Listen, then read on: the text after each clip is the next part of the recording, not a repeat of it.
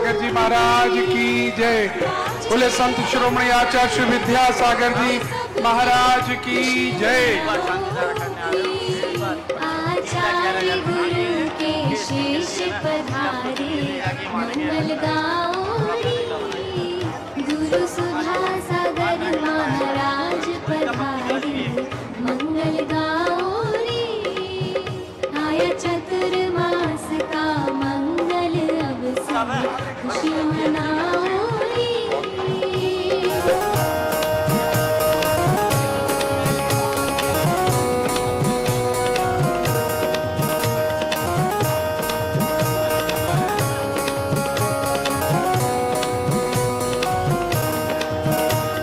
नगर आगरा धन्य हुआ सब जन हर्षाए हैं।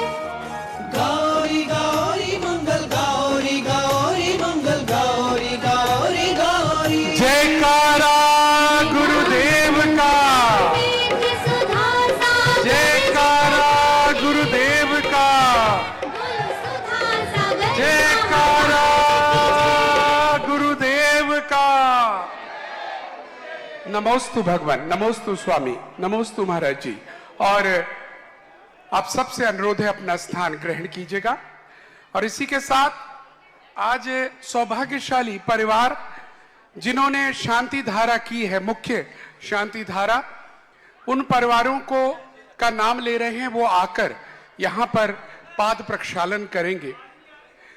आज छिपीटोले से आनंद जी के जन्म दिवस के अवसर पर श्रीमान वीरेंद्र कुमार जी, आनंद जी, निर्मल जी, प्रियंका, सोनिका, जिज्ञा, वृद्धि, निष्ठा, वेदांत, वेदिका और बीना, ये पूरा परिवार जो हमारे आदरणीय पीएनसी परिवार के जवाई भी हैं, आज बड़ी सौभाग्य है कि आप आज प्रथम शांति धारा की है और अब पाद प्रक्षालन के लिए आपका पूरा परिवार आगे आए।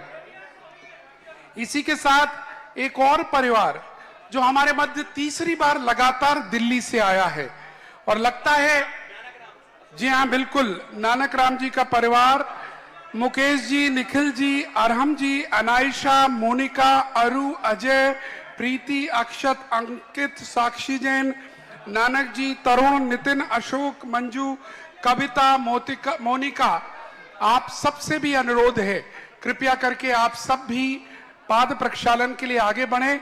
महिलाएं जिनवाणी ले लें और जिनवाणी दान करेंगी। इस परिवार की महिलाएं। और एक और परिवार को सौभाग्य मिला है, शामली से जो परिवार हमारे मध्य आया है, सतीश जी, वैभव जी, संभव जी, अरुण जी, साधना जी, रितिका, शुचि, ये इनसे अनुरोध है कृपया आगे आकर पाद प्रक्षालन करें। और दिल्ली के हमारे इस परिवार ने एक भक्ति कलश की भी आज स्थापना करने की घोषणा की है।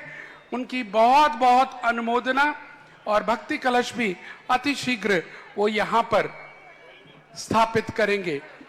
मैं एक बार अब पुनः अनुरोध करूंगा छिपीटोले के वीरेंद्र जी, आनंद जी परिवार से कृपया आचार्य विद्यासागर जी महाराज के चित्र के समक्ष दीप प्रज्वलन करेंगे और उनके साथ जुड़ेंगे दिल्ली का परिवार, मुकेश जी, निखिल जी आदि, और शामली का परिवार। ये सभी तीनों परिवार यहां पर आकर दीप प्रज्वलन भी करेंगे और इन तीनों परिवारों की महिलाएं जिनवाणी दान करेंगी। चलिएगा।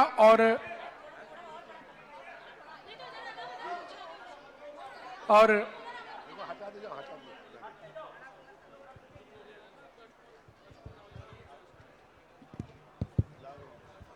मुजफ्फरनगर के परिवार भी आगे आकर जिनवाणी दान करें, पाद प्रक्षालन करें। आइए। और मंगलाचरण आज क्योंकि 2 हैं, शीघ्रता से हम चलेंगे। सबसे पहले सरला बाग महिला मंडल प्रारंभ करें। बोलिए संत शिरोमणि आचार्य श्री सुधा सागर महाराज की जय हो। गुरुदेव जिनवाणी की मधुर सुना दो तान गुरुदेवा जिनवाड़ी की मधुर सुना दो तान मैं हूँ गुरुवर दरस दीवानी मुझको गुरु पहचान मधुर सुना दो तान गुरुदेवा जिनवाणी की मधुर सुना दो तान सागर से भी गहरी गुरुवर ज्ञान की ये गहराई धर्म ज्ञान की महिमा गाने शरण तुम्हारी आई मेरी भक्ति से ओ गुरुवर अब ना बनो अनजान मधुर सुना दो तान गुरुदेवा जिनवाणी की मधुर सुना दो तान मधुर मुरलिया जैसे लागे गुरुवर की मधुवाणी प्रवचन ऐसे लागे जैसे वीणा बजे सुहानी सारी दुनिया जिनकी दीवानी मैं भी पुकारूं मधुर सुना दो तान गुरुदेवा जिनवाणी की मधुर सुना दो तान मैं हूँ गुरुवर दरस दीवानी मुझको गुरु पहचान मधुर सुना दो तान गुरुदेवा जिनवाणी की मधुर सुना दो तान नमोस्तु गुरुदेव नमोस्तु गुरुदेव नमोस्तु बहुत बहुत धन्यवाद जोरदार तालियों के साथ अनुमोदना कीजिएगा और एक और मंगलाचरण के लिए अनुरोध करेंगे ललितपुर से हमारे मध्य पधारी अनामिका जी जैन आइएगा और इस मध्य श्रीमती शीला जी डोंडिया अधिष्ठाता बालिका श्रमण संस्कृति बोले संस्थान का बहुत बहुत स्वागत करते हैं जय बोले 108 मुनिपुंग सुधा सागर जी महाराज जी की जय जब बिन बोले मिलता तो बोल के क्या मांगे मेरी दुनिया तुम ही हो तो दुनिया से क्या मांगे धन दौलत क्या मांगे मुस्कान जो दी तुमने धन दौलत क्या मांगे मुस्कान जो दी तुमने हमें गुरु भक्ति की पहचान जो दी तुमने किस्मत को बनाते हो किस्मत से क्या मांगे जब बिन बोले मिलता तो बोल के क्या मांगे कोई हमसे पूछे जरा जन्नत कैसी होगी दावे से कहती हूँ तेरे दर जैसी होगी जीते जी स्वर्ग मिला मरने पर क्या मांगे नमोस्तु महाराज जी नमोस्तु महाराज जी नमोस्तु बहुत बहुत धन्यवाद अनामिका जी के लिए जोरदार तालियों के साथ स्वागत करें और एक भक्ति कलश दिल्ली का परिवार अजय जी प्रीति जी अक्षत जी अंकित जी साक्षी परिवार यहाँ पर स्थापित कर रहा है और आप सबसे अनुरोध है आप व्यवस्थित होकर अपने अपने स्थान पर, जो लोग खड़े हैं सभी अपने स्थान पर आ जाएं। जो हमारे विशिष्ट अतिथि हैं वो उस तरफ आ जाएं और हमारे कार्यकारिणी वाले हैं इधर आ जाएं। और पूज्य श्री से अनुरोध अपनी अमृतमय वाणी से हम सभी को अनुग्रहित करें। पूज्य मुनि श्री। जय श्री ओम नमः सिद्धेभ्यः। जय श्री ओम नमः सिद्धेभ्यः। जय श्री ओम नमः सिद्धेभ्यः। सर्वमंगल मांगल्यं सर्वकल्याणकारकं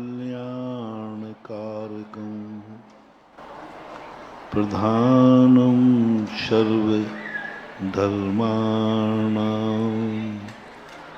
जैनं जयतु शासनम्। जैनं जयतु शासनम्। पंच परमेष्टि भगवान की आचार्य श्री गुरुवर कुंद कुंद महाराज की, आचार्य श्री गुरुवर विद्यासागर महाराज की।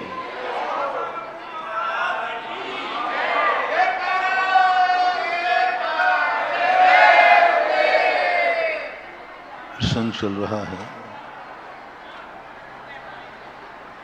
हम सारी दुनिया को जाने, पहले अपने आप को नहीं। दुनिया आपको कैसी लग रही है? दुनिया में जो कुछ भी है वो सब आपको कैसा लग रहा है? ये दुनिया के सारे परिणमन आपको कैसे लग रहे हैं? जिनके साथ आप दुनिया में रहते हैं वे सब कैसे लग रहे हैं? तुम्हें सारी दुनिया अपने से भिन्न दिख रही है या एक दिख रही है? तुम ही हो दुनिया कि तुम्हारे अलावा भी कोई दुनिया है? यदि तुम्हें ऐसा लग रहा हो कि मैं ही दुनिया हूं, सभी मेरे लिए हैं, मेरे अलावा दुनिया में कोई किसी का कुछ भी अस्तित्व नहीं है, सब कुछ मेरे लिए है और मैं ही सर्वभौम हूं, सर्वसत्तामान हूं, तो महानुभाव बस इतना सोच लेना, सामने वाला भी यही सोच रहा है। सामने वाला भी यही सोच रहा है, मैं ही सब कुछ हूं, सारी दुनिया मेरी गुलाम है, सारी दुनिया मेरे लिए है। तीसरा भी यही सोच रहा है। और जब हर व्यक्ति यही सोचेगा तो तुम एक दूसरे का विनाश करोगे, एक दूसरे का शोषण करोगे। सबसे ज्यादा व्यक्ति हिटलर क्यों बन जाता है? कसाई क्यों बन जाता है? आतताई क्यों बन जाता है? क्रोध आदि कसाय क्यों बढ़ जाते हैं? मात्र एक कारण है, दुनिया को हम अपने लिए मानते हैं। सारी दुनिया हमारी दास रहे, मेरी मुट्ठी में रहे, मैं जब चाहूं जो चाहूं वह दुनिया का परिणमन होना चाहिए। बस ये विचार जब चाहता है बस व्यक्ति पापी हो जाता है, हिंसक हो जाता है, क्रूर हो जाता है, झूठ बोलने लग जाता है, चोरी करने लग जाता है, व्यभिचारी हो जाता है, परिग्रह का मालिक हो जाता है। पांचों पाप का मात्र एक मूल कारण है, मैं दुनिया में हूं, सारी दुनिया मेरे लिए है। बस एक छोटी सी कवि, कितना छोटा सूत्र है, मैं ही दुनिया हूं और दुनिया में जो कुछ है सब मेरे लिए है। जब जब तुम्हें ये भाव आएगा तुम पापी हो जाओगे, तुम्हें क्रोध आएगा।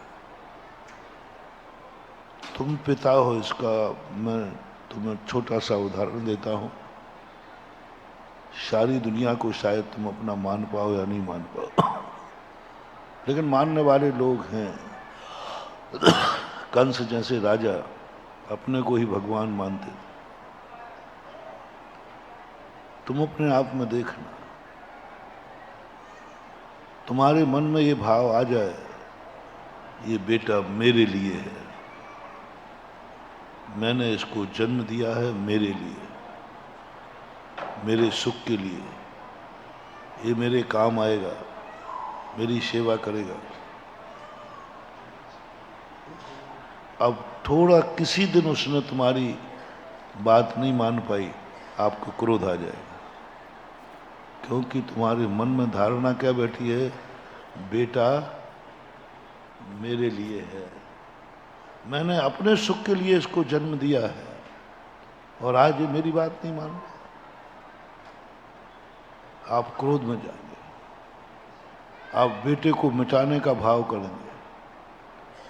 यदि थोड़े बेटा ज्यादा हुआ तो आप बेटे के प्रति इतना गंदा भाव करेंगे, इतना गंदा भाव कि उस गंदे भाव की कोई सीमा नहीं होगी। कहो तुम मारने का भाव कर दो। किया है, किया है। कंस ने अपने बेटे प्रहलाद को मारने का भाव किया था कि नहीं? आप भी कर लोगे, क्योंकि आपने एक ही बात दुर्गंध आपके मन में भरी है, बेटा मेरे लिए। आप कभी बेटे से प्यार नहीं कर पाओगे। बेटे को बस आप एक नौकर का रूप दे पाओगे, एक दास का रूप दे पाओगे। उससे ज्यादा तुम कभी बेटे से प्यार कर ही नहीं सकते। तुम बेटे के पिता नहीं बने, तुम बेटे के मालिक बने। पिता में और मालिक में अंतर है। पिता पूजनीय होता है, मालिक पूजनीय नहीं होता है। पिता बेटे का व्यवहार करता है और मालिक नौकर का व्यवहार करता है।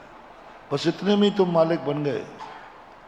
बेटा मेरे लिए, कभी सुख नहीं दे पाओगे, कभी प्यार नहीं कर, बेटे का सुख तुम्हें मिलेगा ही नहीं।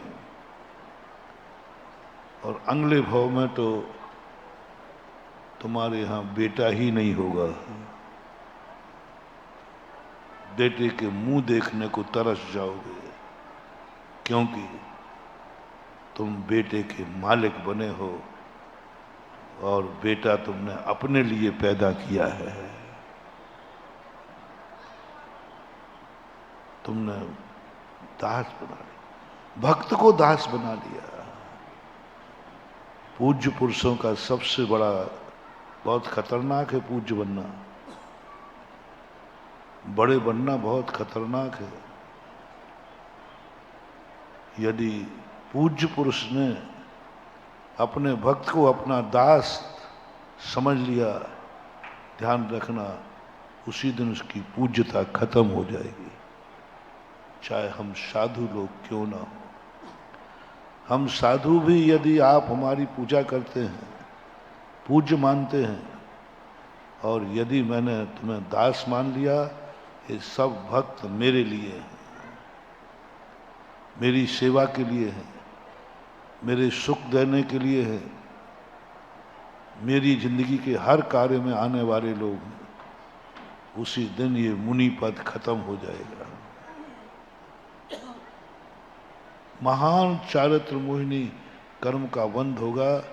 ऐसी दशा हो जाएगी कि आज मुनि व्रत है, कल अष्टमूल गुण लेने का भी भाव नहीं होगा।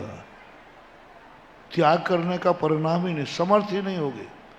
ऐसा कुल, ऐसी जाति, ऐसा स्थान मिलेगा जहां तुम मांस का भी त्याग करना चाहो तो कर नहीं सकोगे, क्योंकि तुम अपने शिष्यों के मालिक बने थे। गुरु यदि मालिक बन गया, गुरु पूजनीय है। और गुरु ने कहा ये शिष्य मेरे पैर के धूल हैं, ये सब मेरी कठपुतली हैं, मेरे लिए हैं, मेरी जय जयकार करने के लिए हैं, तेरे नाम रोशन करने के लिए हैं, मेरे लिए हैं। उसी दिन वो गुरु का गुरुत्व खत्म हो जाएगा और उसको महान चारित्र मोहिनी कर्म का बंद हो जाएगा। और कुछ दिन बाद वो चारित्र से ऐसा भ्रष्ट होगा कि तुम उठाना चाहोगी तो नहीं उठेगा, क्योंकि पूज्य पुरुष मालिक बन गया। पूज्य पुरुष मालिक बन गया। आपका मालिक मैं नहीं बन सकता, गुरु बन सकता, मालिक नहीं बन सकता। अभी बताता हूं, तुम पिता बन सकते हो, मालिक नहीं बन सकते। कभी बेटे का मालिक मत बनना महानुभाव। बेटे को अपने लिए जन्म मत देना, थोड़ा सा बड़ा भाव रखो, थोड़ा सा भाव पलट दो। बेटा नहीं मानेगा पिता मेरे लिए है, और यदि बेटा भी ये मान लेवे कि पिताजी मेरे लिए है, उन्होंने जन्म दिया है तो धन भी देना पड़ेगा, उन्होंने जन्म दिया है तो मेरी व्यवस्था करना पड़ेगी, जन्म दिया है तो मुझे भी व्यापार धंधे में उनको कराना पड़ेगा, आपने जन्म दिया मुझे पढ़ाना पड़ेगा, आप मेरे लिए।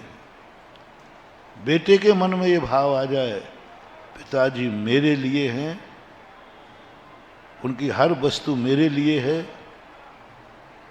उनका हर सुख मेरे लिए है, बस मेरे लिए बेटे में भाव आ गया, बेटा बाप का मालिक बन गया, बाप को उसने दास बना लिया, वो इतना हिटलर होगा कि एक दिन पिता का मर्डर भी कर सकता है, जेल भी भेज सकता है, गाली भी दे सकता है और बुरा परिणाम भी कर सकता है, क्योंकि एक कुछ उसके अंदर और गड़बड़ नहीं हुआ, बस एक दुर्गंध आई, पिता मेरे लिए है।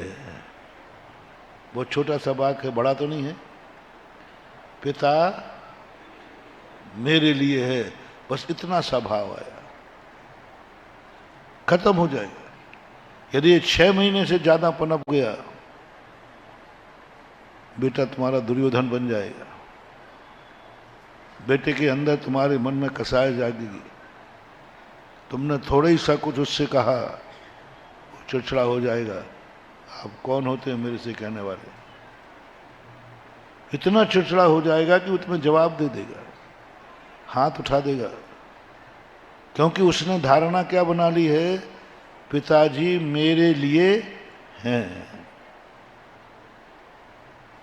जिस बेटे को ने कभी तुमसे कहा हो पापा आप मेरे लिए हैं, आपकी धन दौलत मेरे लिए है, आपका सब कुछ मेरे लिए है, क्योंकि आपका मैं हूं, सावधान, बहुत सावधानी रखना उस बेटे से, और बेटे से अपनी इज्जत बचाना, और बेटे के प्रति आप अपना सब कुछ जो आप इच्छाएं रखते हो सब गौण कर देना। और पिता के मन में भाव आ गया ये बेटा मेरे लिए है, तो बेटों से कहना है सावधान,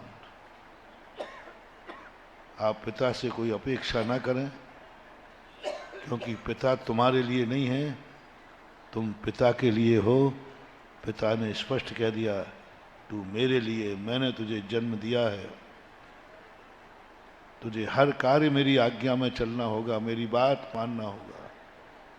बस बेटों से कहना है अपने पैर पर खड़े हो जाओ, तुम कोई अपेक्षा पिता से मत करना, यदि की तो तुम्हें बर्बाद हो जाओगे, हो सकता है बहुत बड़ा अनर्थ हो जाएगा। हर संबंध के साथ गुरु शिष्य का मैंने घटा,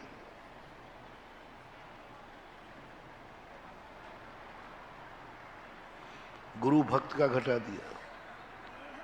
यदि गुरु भक्त में भी ये भाव आ गया, ये शिष्य मेरे लिए है, मैंने दीक्षा दी है, मेरा नाम रोशन करेगा, मेरे, समझ लेना वह गुरुत्व खत्म हो जाएगा और शिष्य उसी समय गुरु से सब अपेक्षाएं छोड़ देवे। और शिष्य के मन में भाव आ गया, मेरा गुरु है, मेरे लिए है, उनको मेरे संबंध में सोचना पड़ेगा। दीक्षा दी है उन्होंने, वो सामायिक नहीं कर सकते, पहले मेरे संबंध में सोचे। मेरे लिए दीक्षा दी, सब उनको सोचना पड़ेगा, मेरी व्यवस्था करना पड़ेगी। समझ लेना, उस शिष्य से कोई अपेक्षा मत करना, वो शिष्यत्व खो चुका है। क्योंकि गुरु को क्या मान लिया उस शिष्य ने? गुरु मेरे लिए। गुरु ने क्या मान लिया? शिष्य मेरे लिए। और संबंध में जाओ, भाई मेरे लिए, ये भाई मेरे लिए, बड़ा भाई मेरे लिए। और उसने कह दिया, आप मेरे से बड़े हैं, आपका मेरे प्रति क्या कर्तव्य है? बड़ी मीठी भाषा बोलेगा। क्या बोला वो? आप बड़े हैं, आपका मेरे प्रति, समझना ये बोल दे तो अब तुम बड़े नहीं रहे, अब तुम कोई विश्वास मत करना उस छोटे भाई से। क्योंकि उसने कहा आपका कर्तव्य क्या है मेरे लिए। बस ये बहुत बड़ी गाली है मानव, बहुत बड़ा अभिशाप है, बहुत बड़ा विनाशकारी है। सारा संसार इसी में बर्बाद हो रहा है। बेटे ने बोल दिया पिता से, पिताजी आपका कर्तव्य क्या है, मैं आपका बेटा हूं। बेटे ने बोला, अभी बताऊंगा कर्तव्य शब्द आएगा। बेटे ने किससे बोला? पिताजी आपका कर्तव्य क्या है, मैं आपका बेटा हूं, मेरे प्रति। और पिता ने भी क्या बोल दिया? बेटा मैं तेरा बाप हूं, तेरा कर्तव्य क्या है? खत्म। यदि बाप ने बेटे से ये शब्द बोला, बेटे ने बाप से ये शब्द बोला, समझ लेना बाप बेटे का संबंध खत्म हो चुका। अब मालिक और दास का संबंध हो गया। अब दोनों एक दूसरे का शोषण करेंगे, दोनों एक दूसरे को यूज करेंगे, और यूज करने के बाद यूज एंड थ्रो, फेंक देंगे उठाकर, फेंक देंगे उठाकर। गुरु के मुख से कभी निकला है, हे शिष्य तुझे मैंने दीक्षा दी है, तेरा मेरे प्रति क्या कर्तव्य है? खत्म हो गया मामला, गुरु शिष्य का संबंध खत्म। किसी भी दिन यूज एंड थ्रो खत्म हो गया। गुरु के मुख से निकल गया कि शिष्य तेरा कर्तव्य क्या है मेरे लिए। शब्द देखना, कर्तव्य की बुराई नहीं कर रहा हूं, मेरे लिए तेरा कर्तव्य क्या है, मेरे लिए, तूने मेरे लिए। और शिष्य ने कभी गुरु से कह दिया आप मेरे गुरु हैं, गुरु का मेरे लिए क्या कर्तव्य है? गुरुजी आपका क्या कर्तव्य बनता है मेरे लिए? आप कर्तव्यों को विचारिए, मेरे लिए क्या कर्तव्य है आपका? खत्म हो गया, शिष्य खत्म हो गया। गुरु को उसका शिष्यत्व ना मान लेना चाहिए कि है ही नहीं।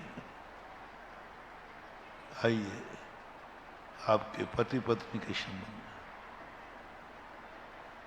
पत्नी मेरे लिए है, वही शब्द लगाओ, पत्नी मेरे लिए है। अब आप कभी भी पत्नी के साथ न्याय नहीं करेंगे, आप पत्नी को शोषण करेंगे, आप पत्नी को पैर की जूती मानेंगे, और थोड़ी सी प्रतिकूल चली तो आप हाथ उठा देंगे और कुछ भी गाली दे सकते हैं। और हो सकता है आप उसका डाइवर्स कर दो, हो सकता है आप स्त्री का मर्डर कर दो। ये भाव कैसे आया? कौन है इसका बीज? वो बता रहा हूं। आज दुनिया में जितने अनर्थ हो रहे हैं, जितने टूट रहे हैं, दुनिया दुश्मन बन रहे हैं। दुश्मन बनने का कारण मात्र इतना सा था, तुमने शादी किसके लिए की थी, पत्नी किसके लिए है? बोलो जल्दी बोलो आप। आप जो है वही बोलो। हो 99% लोग हर संबंध अपने लिए बनाते हैं। 99 कह रहा हूं। हर संबंध में ये दुर्गंध है, बहुत गड़ी, बहुत दुर्गंध है इसमें। 99% जब भी कोई संबंध बनाएगा, सबसे पहले एक ही बात आएगी, इससे मुझे क्या लाभ है। कोई भी नया संबंध बनाओगे तो भी, कोई भी किसी से भी संबंध बनाओगे, माइक से बनाओगे, पंडाल से बनाओगे, डिब्बी से बनाओगे, पेन से बनाओगे, पेंसिल से बनाओगे, कपड़े से बनाओगे, मकान से बनाओगे, किसी से भी संबंध बनाओगे, आप सब लोग अपना वीक पॉइंट पकड़े, क्या भाव आएगा? इससे मुझे क्या लाभ है और ये मेरे लिए है। बस ये है सारे संसार की जड़, सारे पापों की जड़। बस यहीं से होता है शुरुआत पाप का बीजारोपण, यहीं से होती है अत्याचार, यहीं से होता है व्यक्ति हिंसक, यहीं से होता है व्यक्ति झूठ, यहीं से होता है व्यक्ति चोर, यहीं से बनता है व्यक्ति व्यभिचारी, यहीं से बनता है व्यक्ति परिग्रह का संग्रह करने वाला। पांचों पापों का मैंने पूरा सर्वे किया कि इस पाप की जड़ क्या है, कहां से आया ये पाप। इसे हमारी साहित्य भाषा में, धार्मिक भाषा में लोभ बोलते। कौन है इस पाप का जनक? पाप को किसने पैदा किया है, उसके पिता का पता करो। तो पूजा में पढ़ते हो ना, लोभ पाप का बाप बखाना। लोभ है क्या? यही तो लोभ है। हर वस्तु मेरे लिए है, बस यही तो लोभ है। मंदिर आ रहे हो, यही तो लोभ है। कल कहा था ना, 99 लोग मंदिर धर्म से लोभ कसाय बढ़ रही है, घट नहीं रही है। धर्म करने से लोभ बढ़ रहा है, घट नहीं रहा। लोभ के लिए ही कर रहे हो, राग के लिए ही कर रहे हो। कितने लोग हैं जो राग बढ़ता है और पूजा में क्या रखा? जन्म जरा मृत्यु विनाश न है, और यहाँ जन्म को बढ़ाते हैं, मृत्यु को बढ़ाते हैं। क्या इच्छाएं हैं पूजा में? काम बाण विध्वंस नाए, और तुम काम बढ़ाने के लिए मंदिर आते हो, बेटे की शादी हो जाए। कितने लोगों ने आशीर्वाद लिया होगा, महाराज जी मेरे बेटे बिटिया की शादी हो जाए। झूठ में लेते हो कि नहीं? नहीं हो रही हो तो मैं देता भी हूं। वो तो देखो भाई, थोड़ा बहुत तो वो मैं अभी बाद में बताऊंगा किस कारण से दे देता हूं। आप लेते।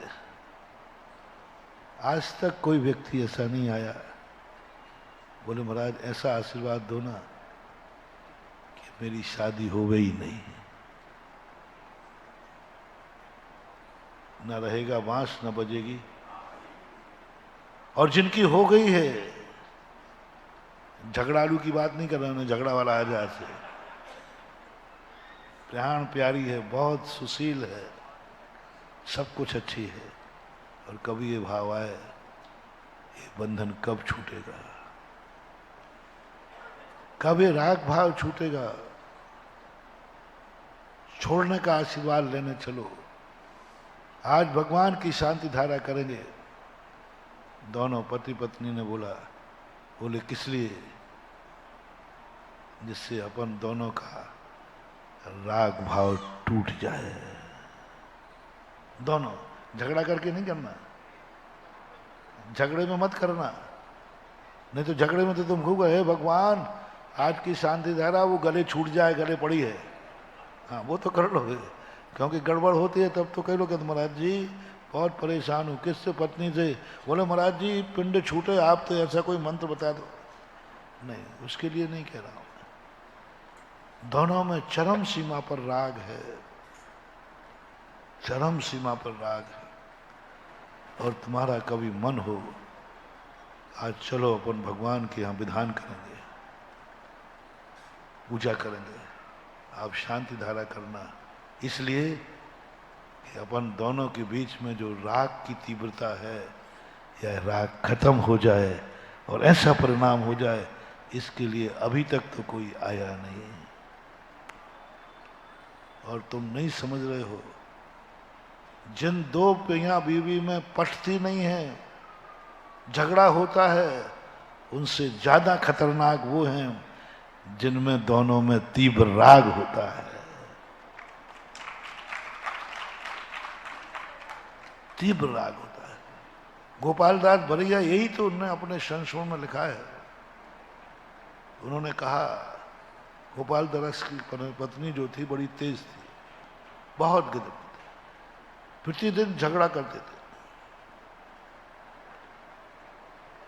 बल्कि पंडित की पन्नाती हुक्का पीती थी और पंडित जी से भरवाती थी और पंडित जी भरते थे। हुक्का बताओ, पंडित जी एक दिन नहीं भर पाए और सभा में जल्दी चले गए, वो लेट उठती थी हमेशा, और हुक्का भरा नहीं देखा तो वहीं से आई है पंडित, दुनिया को संभालने वाला पहले घर को संभाल। पंडित जी को सभा में से उठकर सबसे का कुछ गुस्सा नहीं आया, उन्होंने अपमान नहीं कहा, इसकी इतनी हिम्मत, सभा में बेइज्जती करा दी। समझ भैया गलती हमारी है, हमारा काम था, मैं कर नहीं पाया जल्दी जल्दी में, आप लोग बैठे रहना, मैं आ रहा हूँ। पंडित जी प्रवचन के बीच में से उठ के गए, उसका हुक्का भरा, जो और भी कार्य थे किए, और फिर वो आए, फिर प्रवचन पूरा किया। 12 पंडित 12 श्रोता, और श्रोता भी बैठे रहे चुपचाप। किसी की एक हिम्मत है कि उससे बोल दे कोई, और जिसने बोल दिया सबने सलाह दी पंडित जी को कि पंडित जी त्याग क्यों नहीं देते, क्यों आप इतना अपमान सहन करते हो। तो पंडित जी ने कहा, आप लोग अपनी अपनी बीवियों को क्यों नहीं त्यागते हो। बोले हमारी बीवी तो बहुत हमें प्राणों से प्यारी है, बहुत चाहती है, हमें परमेश्वर मानती है, हमसे बहुत राग करती है, और मैं भी उससे राग करता हूं। तो मैंने कि भैया, वो पंडित जी बोले तुमसे ज्यादा खतरे में मैं नहीं हूं, क्योंकि हम दोनों में इतना राग नहीं है, मास संबंध है छोटा सा। तुम में तो राग इतना है कि मरोगे तो हम तो फिर भी ऊपर चले जाएंगे, तुम तो नीचे ही जाओगे, क्योंकि राग आग दहे सदा, खतरा तो तुम्हारे में है। सेठ सुदर्शन ने यही तो कहा था पिता की दीक्षा पर कि मैं क्या करूं, मैं दीक्षा लेना चाहता हूं, लेकिन हमारा पत्नी का राग नहीं छूट रहा है। द्वेष होता है, यदि ये झगड़ने वाली होती तो आज दीक्षा ले लेता। राग मत समझना महानुभाव कि राग अच्छा होता है, यही तो लोभ है। हर व्यक्ति लोभ के लिए कर रहा है जितने भी क्रियाएं, और नहीं समझ रहे तुम्हें, तुम्हारा लोभ ही तुम्हें विनाश करेगा। जिसके प्रति तुम्हें राग है, सावधान, उसी का तुम नाश करोगे। द्वेष करने वाले का नाश करो या न करो, जिस किसी से तुम्हें इतना राग हो कि तुम सब कुछ उसके लिए त्यागने को तैयार हो, उसके राग पर मरने के लिए तैयार हो, सब कुछ करने के तैयार हो, ध्यान रखना एक दिन तुम उसी का नाश करोगे। जिससे तुम्हें राग है उसके लिए तुम अपना अहित भी कर दोगे, तुम धर्म भी छोड़ दोगे, तुम भगवान को भी छोड़ दोगे, तुम गुरु को भी छोड़ दोगे, सब छोड़ देंगे, हमें फलाने व्यक्ति से फलानी वस्तु से राग है। हम दोनों सब छोड़ सकते हैं, दोनों में जो राग है वो राग कोई भी समझना महानुभाव, पति पत्नी की नहीं, माँ बेटे का हो, गुरु शिष्य का हो, भगवान भक्त का हो, दोनों तरफ यदि अगाढ़ राग है, प्रेम है, तो मत समझना कि तुम दोनों बहुत खतरे की झंडी है, खतरे की झंडी है, बहुत गड़बड़ होने वाला है, क्योंकि तुम दोनों में राग है। देश खतरनाक नहीं है उतना ज्यादा। कोटा की घटना है, एक बच्चा, बहुत बड़ी समझने की बात है, बेटा मेरे दर्शन करने आया, मैं वहीं था, दर्शन करते करते वो रो पड़ा, छात्रावास का बच्चा था। तो मैंने कहा बेटा क्यों रो रहा है, क्या बात, कोई परिवार में दुख है? बोले नहीं महाराज कोई दुख नहीं। किसी ने डांट दिया? बोले नहीं महाराज कोई नहीं डांटा। माँ बाप हैं? बोले हैं। सब उसने हर चीज में हाँ कहा। फिर मैंने कहा बेटा तकलीफ क्या है? ओहो, कभी आपने सुना नहीं होगा जो मैंने सुना। बोले परिवार वाले मुझे ज्यादा चाहते हैं, मम्मी बहुत चाहती है मुझे, बहुत चाहती है, इतना चाहती है, इतना चाहती है कि दिन में 10 बार फोन करती है। भोजन करेगी तो बेटा भोजन कर लिया कि नहीं, और बस रो पड़ेगी, बस रो पड़ेगी, इतना चाहती है वो। मैंने कहा तुम? बोले महाराज मैं भी मम्मी को बहुत चाहता हूं। देखना माँ मुझे नहीं चाहती, मैं माँ को नहीं चाहती हूँ, ऐसा व्यक्ति मरे तो कुछ समझ में आ गया। लेकिन माँ मुझे बहुत चाहती है और मैं माँ को बहुत चाहता हूँ, मेरे पापा मुझे बहुत चाहते हैं, मैं पापा को बहुत चाहता हूँ, मेरा परिवार सब मुझे पलक पावड़ बिछाए रहते हैं। मुझे कुछ हो जाए पूरा परिवार रो पड़ता है। बहुत चाहते हैं महाराज हमारे लिए, कुछ भी समर्पित है हमारे लिए, इसलिए मैं मरना चाहता हूं। बोले बेटा क्यों? बोले ये मां मुझे नहीं पढ़ने देगी, जब भी पढ़ने बैठता हूं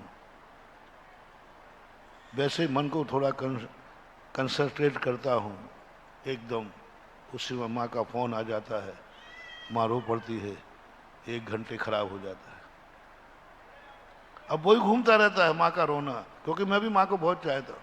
पापा का फोन आ जाता है, परिवार के फोन आ जाते हैं, मैं दिन भर पढ़ ही नहीं पाता,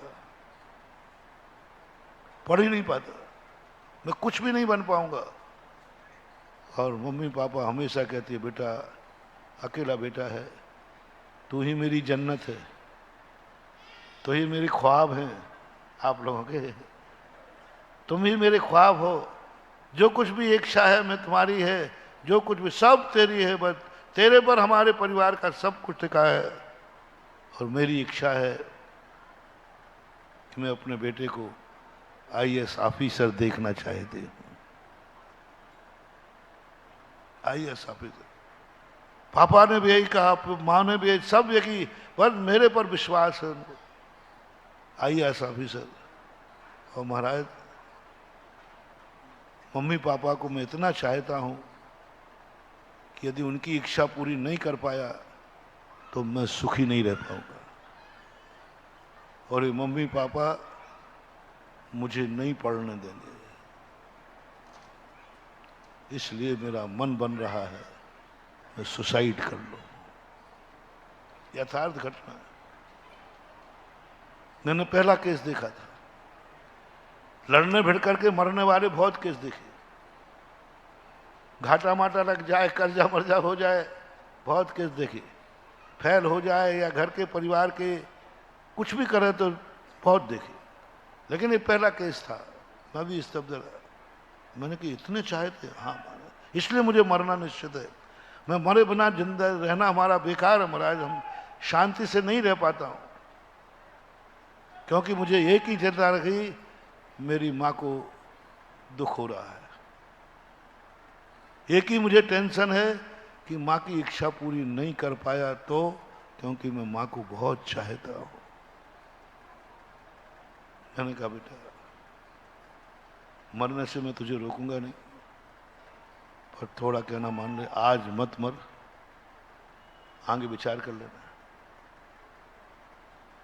मैंने कहा देखो, जिस दिन तुझे मरना हो मेरे आशीर्वाद लेके मरना। जैसे आज तू आ गया ना, जिस दिन आना तो आशीर्वाद लेके मरना। आशीर्वाद लेके मरेगा तो कम से कम कुछ अच्छी गति मिल जाएगी। हम मरने वालों को कभी रोकते नहीं जाते, क्योंकि रोकेंगे वो चोरी से मर जाएगा, इसलिए कहते बेटा मरना। अच्छी बात है। मैंने उनके परिवार को बुलाया और कहा, उनको जब समझाया, मैंने कहा IAS ऑफिसर बनाने का राग कहीं बेटे को हाथ से खो दिया तुमने। मान लो तुम्हारा बेटा मर गया, ये हालत है। इतना राग की और सामने वाले में राग, दोनों राग खतरनाक हो गए।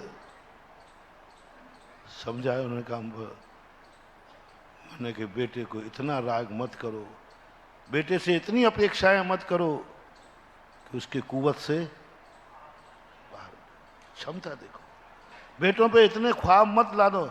90% बेटे टेंशन में है, बहुत टेंशन में है, मम्मी पापा के कारण से। दिन पे भार डालते हैं, महत्वाकांक्षाएं थोपते हैं। अब बेटा मेरी इच्छा ये है, मैंने तुझे इसलिए जन्म दिया था, मैंने इसलिए सब किया है कि तू फलाना ऑफिसर बन। अब वो कहता मैं क्या करूं? आप इंटरव्यू लेना कोटा में कोचिंग पढ़ने वालों का। फिर मैंने सारी हॉस्टल के लोगों बच्चों से कोचिंग ली, मतलब इंटरव्यू लिया, तो हर व्यक्ति ये कहा मेरी मम्मी ने ये कह के भेजा है, मेरे पापा ने ये कह के भेजा है, इसलिए मैं कोचिंग कर रहा हूं। टेंशन टेंशन, पढ़ाई का टेंशन नहीं है। इतनी अपेक्षाएं मत करो, इतना राग मत करो कि उस राग में कीड़े पड़ जाएं। कहते हैं ना कि अधिक मीठे में इतना राग मत करो कि तुम एक दूसरे के बिना मर जाओ, ना मिले। इतना राग मत करो कि एक दूसरे की तुम नींद हराम कर दो। इतना राग करके मत रो कि तुम्हारे रोने से तुम्हारे चहेते की नींद हराम हो जाए। तुम तो रो पड़े,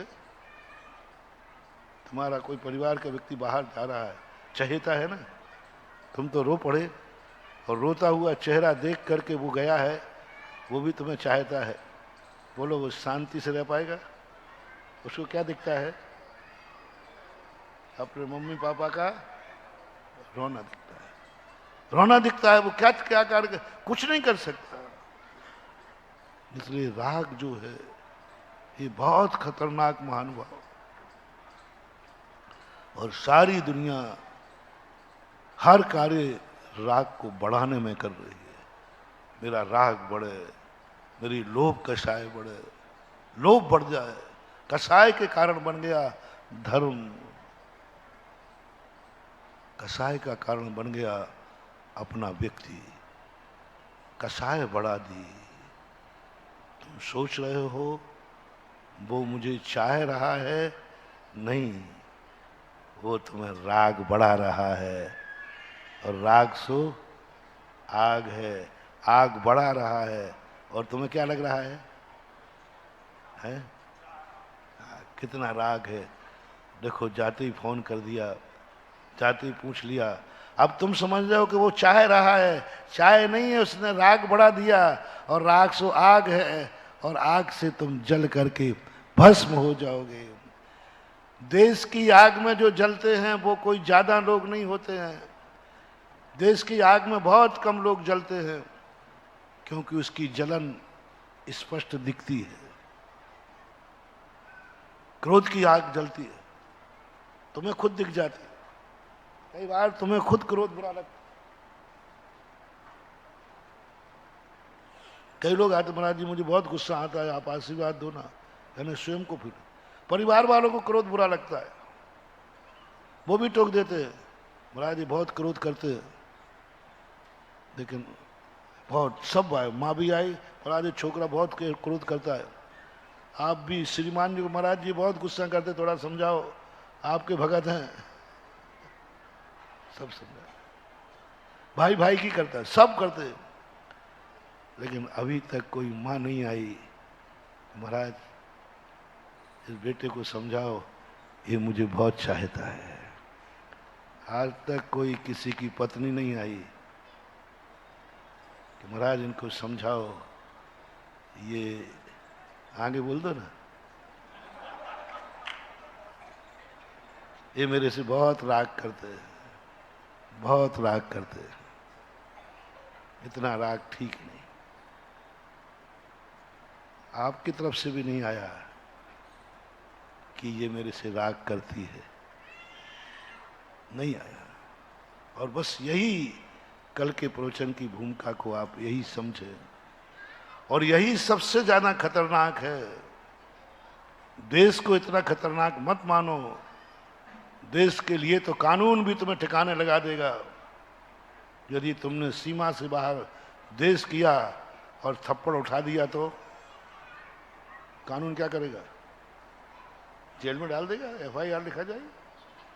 यानी क्रोध की अग्नि में यदि तुमने गड़बड़ किया तो कानून भी है, समाज भी है, परिवार भी है, और तुम्हारी खुद आत्मा कहती है कि मुझे ये क्रोध नहीं करना चाहिए, लेकिन राग के लिए कोई कानून नहीं बना।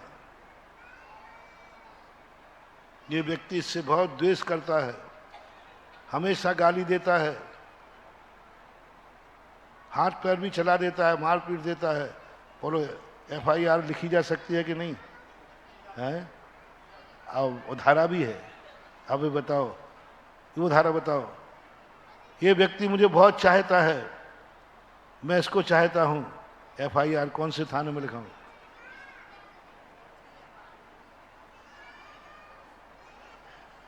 पुलिस वाला कहेगा ये कौन सा केस है? हाँ, दोनों पहुंच गए, बोले साहब ये मुझे बहुत चाहते हैं, वो कहे ये मुझे बहुत चाहती है। दो भाई पहुंच गए, साहब ये दोनों, ये मुझे इतना चाहता है कि मेरी नींद हराम कर देता है, मैं बाहर जाता हूं और ये बार बार मुझे फोन करता है, क्यों साहब आप पहुंच गए ठीक है नहीं, रोटी खा ली, भोजन कर लिया कि नहीं, होता है कि नहीं? ऐसी FIR कौन से थाने में लिखी जाएगी?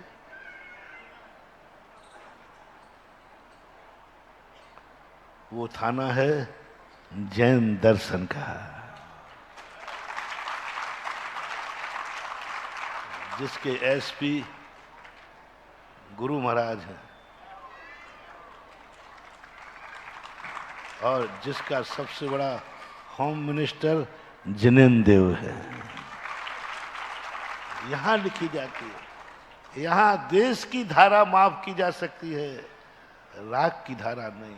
जबरदस्त लगाई राग, जबरदस्त लगाए राग। तुम दोनों में इतना राग है कि तुम दोनों एक दूसरे के धर्म भी छोड़ दोगे।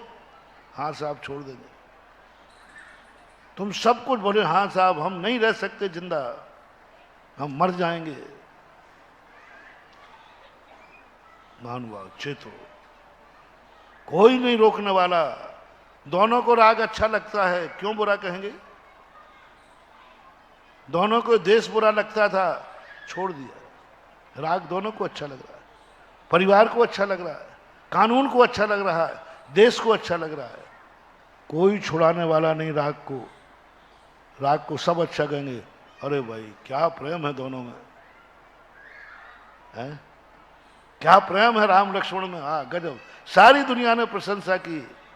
और जैन दर्शन के अनुसार अंत में लक्ष्मण जी की जिंदगी का अंत कौन बना? रावण नहीं मार पाया। लक्ष्मण से देश किसने किया? देश नहीं मार पाया। रावण जैसा महाशक्तिशाली नहीं मार पाया, नहीं कुछ नहीं बिगाड़ पाए। पूरे 3 खंड के राज्य में बड़े बड़े योद्धा थे, कोई कुछ नहीं बिगाड़ पाया। द्वेष रखने वाले थे, और लक्ष्मण को भी द्वेष था, रावण से द्वेष था, रावण को लक्ष्मण से द्वेष था, कुछ नहीं बिगाड़ पाए। ठीक है, थोड़ी देर के लिए बेहोश कर दिया था, लेकिन किसने जीवन की अंतिम श्वास दिला दी?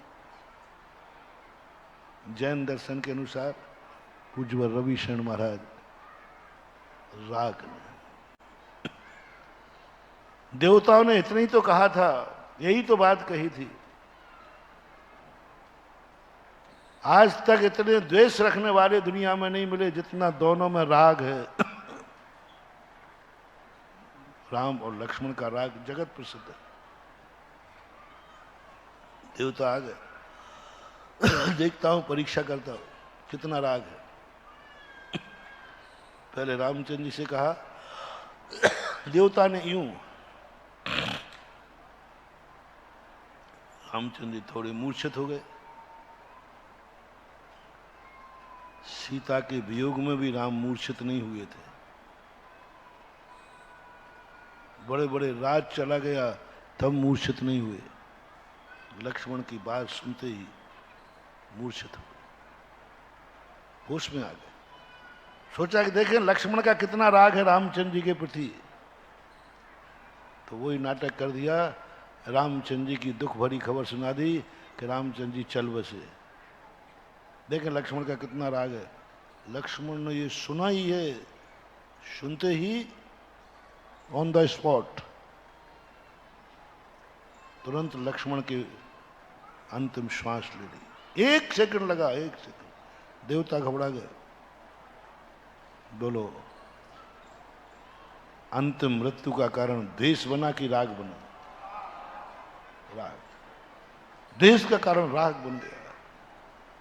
और इतने मर्यादा पुरुषोत्तम का देखिए बात, ये तो लक्ष्मण की बात। राग, दोनों तरफ से जो राग है, उस राग के ऊपर मैं आपको बताना चाह, इसको अच्छा मत मानो। आज का मोटिवेशन सारी दुनिया के लिए है, दोनों एक दूसरे को इतना मत चाहो कि दोनों एक दूसरे का कुछ दुख सुने तो प्राण चले जाएं, नींद हराम हो जाए, भोजन खाना पीना भी बंद हो जाए, आंखों के आंसू भी कम पड़ जाए। राग, इतना राग नहीं हो। क्रोध ही अनंतानुबंधी नहीं होती है, राग भी अनंतानुबंधी होता है। अरे बढ़िया, बहुत कसाई आदमी है, कहते ना आप लोग, अरे बहुत कसाई है क्योंकि क्रोधी है, यही कहोगे ना? अरे बहुत कसाई आदमी है, दोनों में बड़ा राग है। ये तुम नहीं कहोगे, मैं ही कहूँ पाऊंगा, तुम मत कह रहे, तुम्हारी हिम्मत नहीं है इतनी। तुम क्रोधी को कहोगे अरे भाई वो बहुत कसाई है, और आज जिनवाणी कह रही है उससे भी बड़ा कसाई ये है कि दोनों में इतना राग है कि एक दूसरे के बिना रह नहीं सकते, रह नहीं सकते। ये उससे बड़ा कसाई है। कसाय क्रोध ही कसाय है कि लोभ भी कसाय है? बोलो, कसाय कितनी है? क्रोध, मान, माया और लोभ भी कसाय है कि नहीं? तो क्रोध करने वाले को कसाई कहते हो, तो राग करने वाले को कसाई क्यों नहीं कहते हो आप लोग? लोभ करने वाले को कसाई कहोगे? सारी दुनिया कहती है अरे बहुत कसाई आदमी है, लेकिन कसाई तो शास्त्रों में 10वें गुण स्थान वर्ती मुनिराज को भी पूज्यवर वीरसेन स्वामी महाराज ने कसाई शब्द का प्रयोग किया। मार्गणा में लिखा कसाई मार्गणा। लोभ को कोई दुनिया में नहीं कहेगा, लेकिन धार्मिक मंच कहती है ये कसाई है, क्योंकि दोनों में इतना राग है कि एक दूसरे के बिना मर जाएंगे। इस कसाई को पकड़ो, इस कसाई को समझो, जिस कसाई को बढ़ाने के लिए तुम धर्म भी कर रहे हो। क्रोध बढ़ाने के लिए कोई धर्म नहीं करता, क्रोध बढ़ाने के लिए कोई धर्म नहीं करता। आप भी नहीं करो मुझे ऐसा गुस्सा आवे, नहीं नहीं, कोई को नहीं देखा। लेकिन मेरा राग, मेरा लोभ बढ़े, इसके लिए सब धर्म करते। क्या क्या नहीं करता। मैंने क्रोधियों को देखा है कि मुनियों को घानी में पेल दिया। मैंने लोभियों को देखा है, यशोधर महाराज, क्रोधियों को देखा है, यशोधर महाराज ने यशोधर महाराज के गले में सर्प डाल दिया सैनिक ने। ये बहुत घटना है। क्रोधियों ने पांडवों के ऊपर उपसर्ग किया, क्रोधी ने उपसर्ग किया। जितने उपसर्ग हुए, कमट ने उपसर्ग किया, पारसनाथ ने, क्रोधी था, द्वेषी था,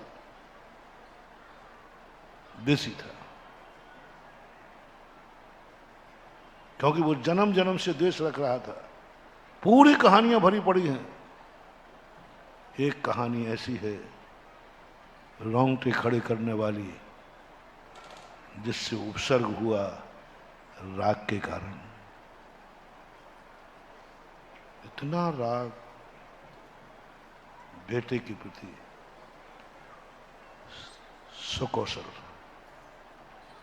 सुकौशल चरित्र पढ़ते ही रोंगटे खड़े हो जाते। बड़ा खतरनाक घटना है। मान देश की कहानियां बहुत पढ़ी हैं, देश के कारण से लोग दुश्मन हुए, विनाश हुआ, ये बहुत पढ़ी हैं। लेकिन राग की चरम सीमा, निसंतान थी मां। मुनिराज अवधज्ञानी से पूछा, कभी मुझे संतान सुख मिलेगा? क्योंकि अक्सर कर मैंने कल परसों भी कहा था कि यदि नारियों को सबसे ज्यादा प्रिय शब्द कौन सा है? मां। त्रियंश को भी मैंने उदाहरण दिया। कितनी भी रानी बना दो, कितना भी धन दौलत रख दो, यदि स्त्री के यहां संतान नहीं है तो वो अपने आप को कभी सुखी नहीं मानती। सब सुख है, कोई कमी नहीं है, राज रानी है, पर वो सुखी नहीं मानती। और मां के बाद सबसे बड़ा मातृत्व होता है।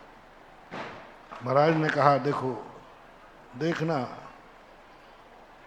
कि तुम मां तो बनोगी, लेकिन जैसे ही तुम मां बनोगी, बेटे का जन्म होगा और बेटा का मुख देख के पिता दीक्षा ले लेगा। ये योग है। दीक्षा दे लेगा, पति तुम्हारे दो में से एक का सुख मिलेगा तुम्हें, पति का या पुत्र का, दोनों में से एक चयन करना है। दोनों में से एक चयन करना, या तो पति का सुख या पुत्र का सुख। राजा थे, उनका नाम भी यशोधरी था।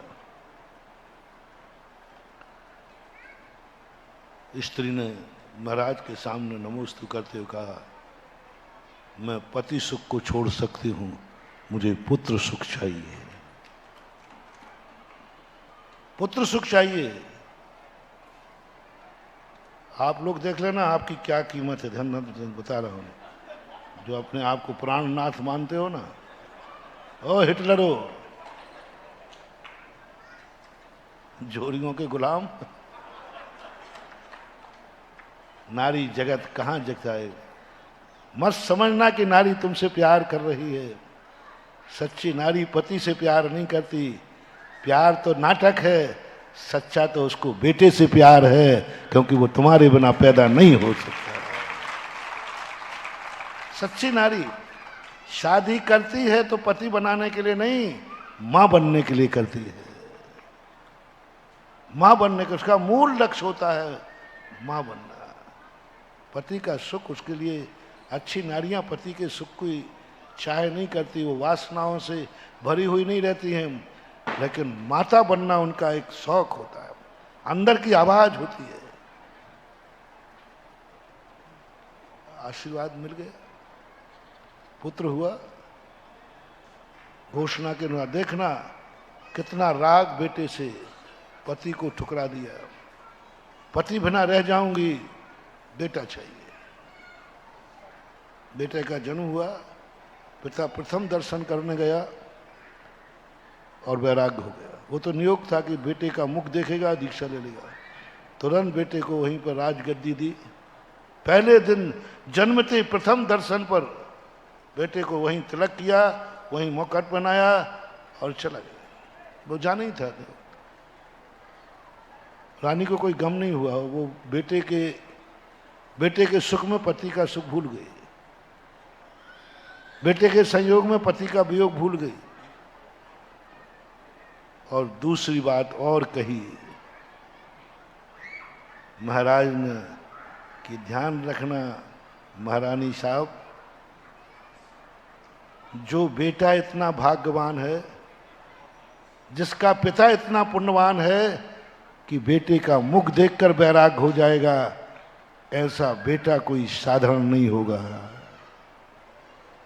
अरे महाराज को देखकर वैराग्य होना बात समझ में आती है, भगवान को देखकर वैराग्य होना बात समझ में आती है। बेटे का मुख देखकर तो राग बढ़ता है कि वैराग्य बढ़ता है भाई बताओ? बेटे का मुख देखकर तो राग बढ़ता है।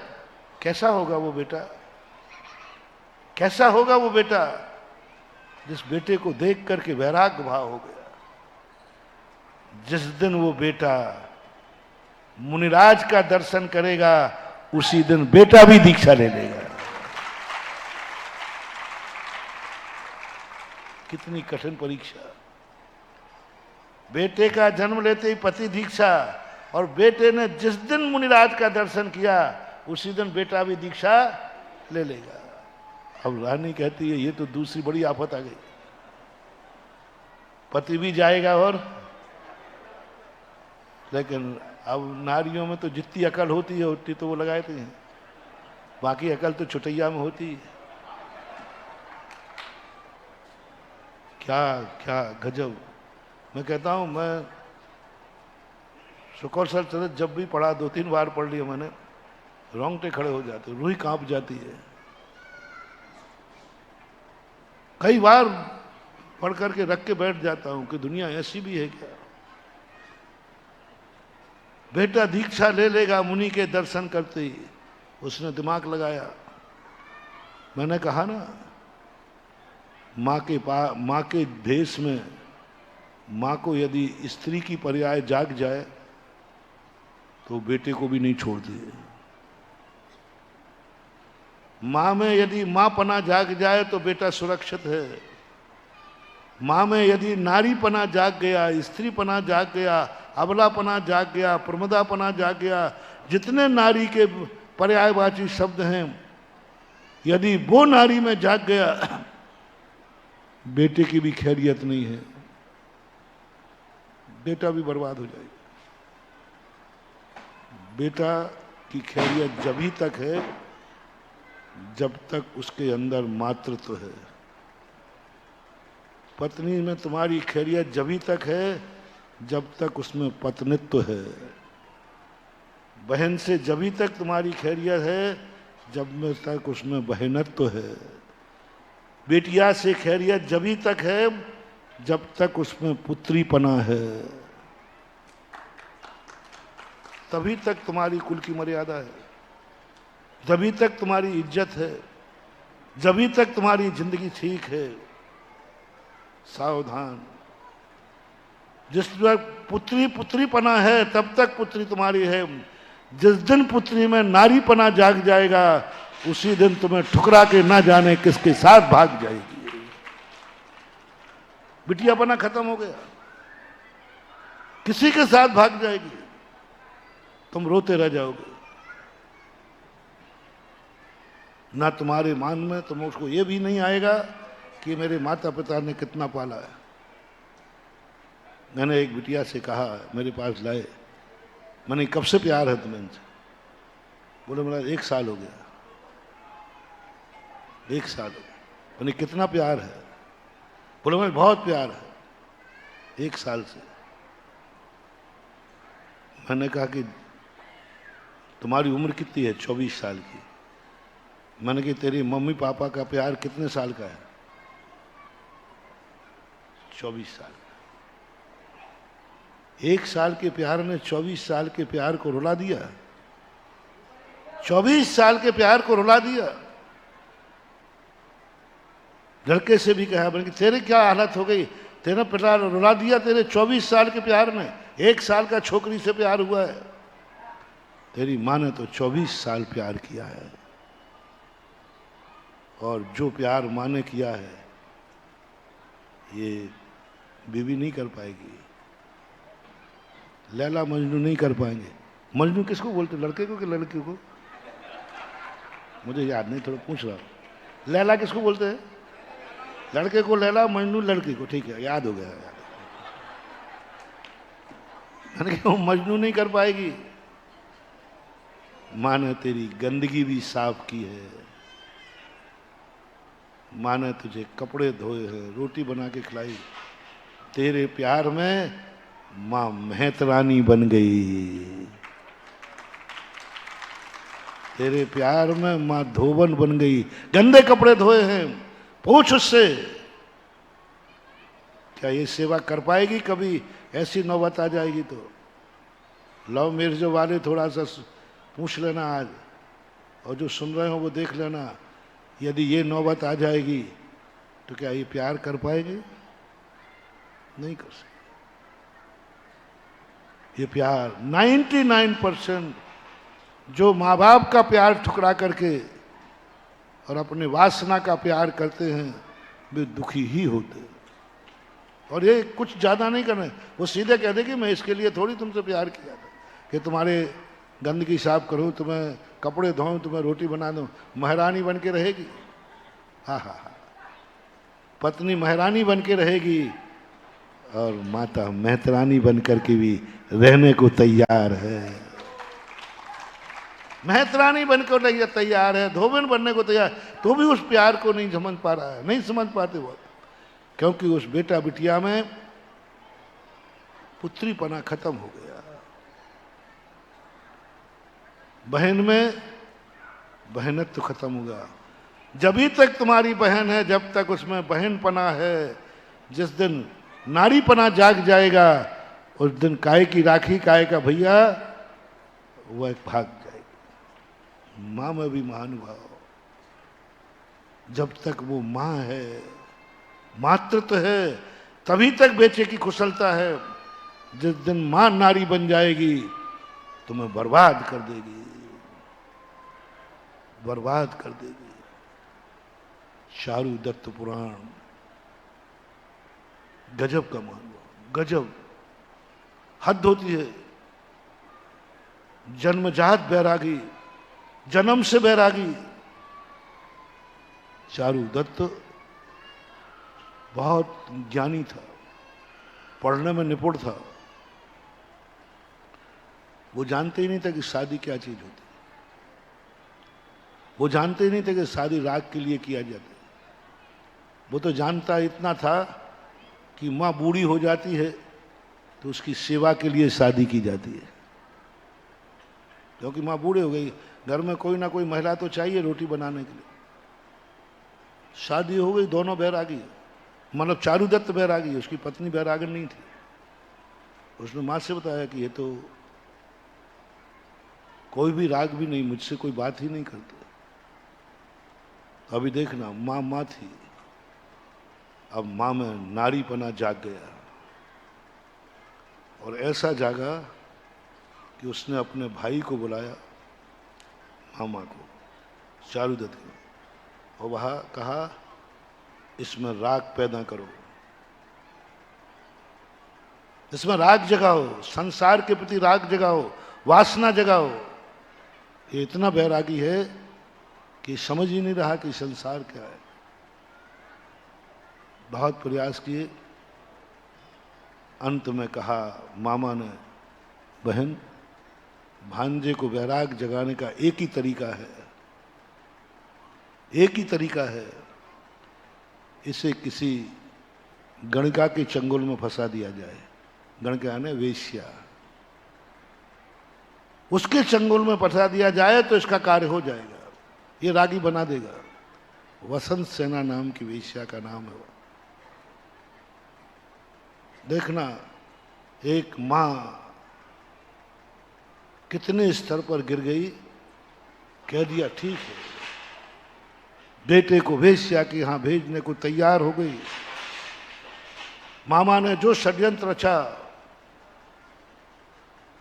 एकदम उधर से हाथी बुलाया, इधर से मामा भांजे जा रहे थे और मामा कहता है कि भांजे बच, देख हाथी आ रहा है। बस सामने एक घर था, वही था उसका वेश्या का घर, सारी सेटिंग थी। बीत रागी या तो रागी बने नहीं, और बने तो ऐसा बने कि राग की कोई सीमा नहीं। रागी बीतरागी बने नहीं, और बने तो ऐसा बने कि 3 लोग भी हिला नहीं सके। हाँ, दोनों में खतरा है। बीतरागी रागी बन जाए तो कहां तक गिरेगा कुछ नहीं कह सकते। क्या राग जागा, क्या राग जागा। 56 करोड़ की दीनारें सब वेश्या प्रतिदिन मंगाती रही। बेटा मंगाता रहा है, बेटा को रंग चढ़ गया, रंग चढ़ गया। मंगाता रहा। अंत में जब पत्नी और मां ने दोनों मिलकर के इस षड्यंत्र रचा था, सारी संपत्ति जाने के बाद, जब वेश्या तो काय की होती है, वो तो पैसे की होती है, पैसे से मतलब है। अंत में दिन जब मंगाया तो पत्नी ने मंगल सूत्र भेज दिया, तो कुछ बचा ही नहीं था। वेश्या देख करके कि अब इसके पास कुछ नहीं बचा, कुछ नहीं बचा। आज मंगल सूत्र आ गया, उसी दिन नशे में करके कहां पटक दिया, शौच कूप में पटक दिया, शौच कूप में पटक दिया। सुबह जब शुक्रों ने आकर उसको खाने की बात की, तब होश आया, आगे की कहानी से कोई मतलब नहीं है।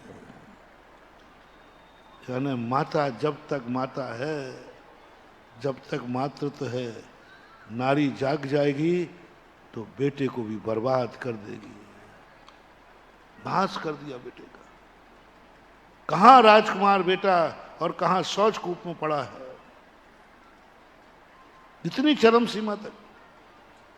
इसलिए हमारे हमेशा भावना करना, माताओं आपसे कहना है, तुम नारी कभी मत बनना, तुम सदा माता, बहन, पुत्री और पत्नी बने रहना।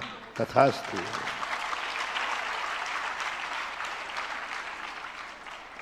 मैं तो एक ही बात कह रहा हूं, हमारे भारत की नारी माने या नहीं माने, हमारे जैन समाज की महिला, और सब माने तो नहीं माने, मेरी भक्त ने जिंदगी में भली यारिका बने या ना बने, प्रतिमाधारी बने या ना बने, कम से कम ये 4 पदों पर बनी रहें तो भी मेरा मस्तक ऊंचा उठा रहेगा, समाज का मस्तक ऊंचा उठा रहेगा, परिवार का मस्तक ऊंचा। बस ये 4 पदों पर बनी रहे। नहीं बने हारिका, कोई बात नहीं। कल मैंने कहा भी था, कोई बात नहीं, तुम धर्म हारिका नहीं बन पा रहे, कोई बात, वृत्ति नहीं बन पा रही हो, कोई बात, ज्यादा धर्म नहीं कर पा रहे हो, कोई बात। चलो अंत में कह देता हूं, मंदिर नहीं आ पा रही हो, अति कह रहा हूं, अति, मंदिर नहीं आ पा रही हो तो कोई बात नहीं, कोई बात नहीं, चल जाएगा। बस इन 4 पदों का पदपना तुम्हारे में बना रहे, इतनी ही मेहरबानी हो जाए तो सबके मस्तक नीचे। 4 पद कौन से? माँ का, बहन का, पत्नी का, बेटी का, और बाकी और संबंध इसमें जोड़ लेना, मौसी का, फूफा का, फापी का, वो सब 4 में आ जाते हैं, वो सब 4 में, ये 4 पद में है। और जैसे ये 4 पद से रहित हुई नारी के नागिन है, ये 4 पद से जैसे पद पना गया, फिर ये नागिन है। किसको डसेगी ये तो छोड़ो, अपने बच्चों को भी खा जाएगी, ये तक है नागिन का लक्षण। नागिन वो है जो अपने बच्चे को भी खा जाएगी, क्योंकि 4 पद से रहित हो गई। अब नारी का कुछ भी मत समझना महानुभाव, जब तक ये 4 पदपना नारी में है तभी तक कुल की, जाति की, समाज की, देश की मर्यादा है। इन 4 पदों से रहित होकर जिस दिन मात ओरिजिनल नारी रह जाए, ओरिजिनल मात स्त्री रह जाए, समझ लेना कुछ भी हो सकता है। मैंने कहा ना, बेटे को भी खा सकती है नागिन। नागिन क्या करती है? अपने बच्चों को खा लेती है, खा जाती है, खा लेती है। इसलिए मैंने कल कहा था कि 4 पद महत्वपूर्ण हैं और नारी की इसलिए निंदा की गई है, स्त्री की इसलिए निंदा की गई है, अबला की इसलिए निंदा की गई है, प्रमदा की इसलिए निंदा की गई है। सब स्त्री के पर्यायवाची है, माँ के पर्यायवाची नहीं, बहन के पर्यायवाची नहीं, पत्नी के पर्यायवाची नहीं, बेटिया के पर्यायवाची नहीं, ये सब नारी के पर्यायवाची है। और नारी का पर्यायवाचीपना खतरनाक है। इनका राग बहुत तीव्र है, राग बहुत तीव्र है। इसलिए नारी यदि तुमसे ज्यादा राग करने लग जाए, सावधान बेटा, राग खतरनाक है। और उसमें नारी का राग, राग तो वैसे ही खतरनाक है। राग तो मैंने सिद्ध करके दिखा दिया अभी, क्रोध से भी ज्यादा आग राग की है। 6 ढाला में उन्होंने क्रोध को आग संज्ञा नहीं दी, पूरी 6 ढालों में किसको संज्ञा दी? राग आग दहे सदा ताते समामृत से ये चिर भजे विषय कसाय, अब तो त्याग निज पद से ये। शास्त्रों में कहा। पूज्यवर कुंद कुंद भगवान ने जब बंद की बात कही तो उन्होंने भी यही कहना, रत्तो बंधति कम्म मुंचति जीवो विराग संपन्नो ऐसो जुड़ो विदेशो तम्मा कम्मे सुमारज्य। वहां द्वेष को नहीं लिया। मैंने कही द्वेष में जैसे बंद ही नहीं होता हो। रत्तो बंधति कम्म, बंद क्षेत्र में। उधर पूज्यवर अमृतचंद स्वामी पुरुषार्थ सिद्धोपाय में राग को हिंसा कह रहे, द्वेष का नाम ही नहीं ले रहे। बोले राग भी हिंसा है। तो ये स्थितियां, इसलिए पहली बात, राग, अति राग सबके लिए खतरनाक है। और जिसमें स्त्री का राग हो, माँ का राग भी, इतना नहीं करना माता हो अपने बेटे से राग कि वो तुम्हारे फोन की बातें सुन सुन करके सुसाइड करने के लिए चला जाए। बेटे से इससे उम्मीद मत रखना कि बेटा भी तुम्हें चाहता है। तुम बेटे के सामने रोते समय सोचना कि मेरे आंसू देख करके क्या बेटे को रात में नींद आएगी? क्या बेटा किताब पे पढ़ पाएगा? क्या बेटा परीक्षा दे पाएगा? तुमने तो 2 आंसू बहा के दिखा दिया, उसकी हालत क्या हो रही है? अब वो कैसे पढ़ेगा? उसको तो क्या याद आएगा? माँ का, वो भी चाहता है, वो भी चाहता है। अपनों को रोता हुआ चेहरा मत दिखाया करो। हंसता हुआ नहीं दिखाते तो रोता हुआ मत दिखाना, क्योंकि उसका नाश हो जाएगा। और स्त्री का सबसे बड़ा शस्त्र है, बोलो, आप बोल दो, थोड़ा जोर से बोलो, ये सुन ले। सबसे बड़ा शस्त्र है, जब स्त्री रो पड़े समझ लेना तुम्हारे विनाश का समय आ गया, तुम्हारे विनाश का समय आ गया। क्योंकि स्त्री का शस्त्र ही है एक, वो आंसुओं से मारती है, आंसुओं से तुम्हारा सब कुछ मिटा देगी, आंसुओं से तुम्हें रुला देगी। आंसू ही उसके शस्त्र हैं और उसके आंसू देखकर तुम कुछ भी करने को तैयार हो जाओगे, कितने ही बड़े आदमी क्यों ना हो, कितने ही बड़े आदमी। सब जानते हैं कि सोने का मृग नहीं होता है। बोलो, रामचंद्र जी नहीं जानते थे क्या? सोने का मृग नहीं होता है। सोने का मृग, बोलो ना, फिर क्या हो गया? नारी के राग ने, ऐसा बात कह दी है, ऐसा शब्द कहेगी कि नहीं होता है। देख लो सारा कबाड़ा किससे हुआ। जान रहे हैं कि सोने का मृग नहीं होता है, फिर भी गए। सारी कहानी तुम्हें मालूम है। युद्ध, राम रावण का युद्ध, सीता का अपहरण, ये सब किस कारण हुआ? रावण के कारण। तुम लोग पत्ते पत्ते को सींचते हो। मूल कारण क्या था? मूल पकड़ो। रावण के कारण महायुद्ध नहीं हुआ, शूर्पणखा के कारण नहीं हुआ। जो युद्ध हुआ है उसका मूल कारण है राग। सोने का मृग चाहिए विदेही को। अब रामचंद्र जी तो सोने का मृग क्या, विदेही की इच्छा के लिए तो कुछ भी कर रहे। एक महापुरुष के थोड़े से राग ने इतना अनर्थ कर दिया। इतना छोटे से राग ने, एक मृग के राग ने। महानुभाव, इसलिए मत समझना कि ये राग बहुत अच्छा है। जिस राग को तुम बढ़ाना चाह रहे हो धर्म से, वह राग इतना, और धर्म से बढ़ा हुआ राग महानुभाव बहुत खतरनाक होगा। धर्म से नाम से किया हुआ पाप बहुत जबरदस्त होगा, क्योंकि धर्म की ताकत, बंदर के हाथ में तलवार आ जाए तो धर्म वो भेंट है। कुल्हाड़ी में ताकत नहीं है, पाप में ताकत नहीं है। जो मैंने कल कहा था, कितने बड़े पापी हो, बस ये पाप के लिए तुमने धर्म तो नहीं किया। पाप के लिए तुमने धर्म तो नहीं किया, ये पहले बताओ। क्योंकि धर्म किया है यदि पाप के लिए, तो वो पाप कोई नहीं टाल सकता। वो तुम करोगे, वो पाप होगा, ताकतवान हो जाता है, क्योंकि उसमें धर्म का संबल है। धर्म का संबल है, भगवान का संबल है। और जब भगवान का, धर्म का, गुरु का संबल किसी पाप के लिए हो, तो पाप की ताकत बढ़ जाती है।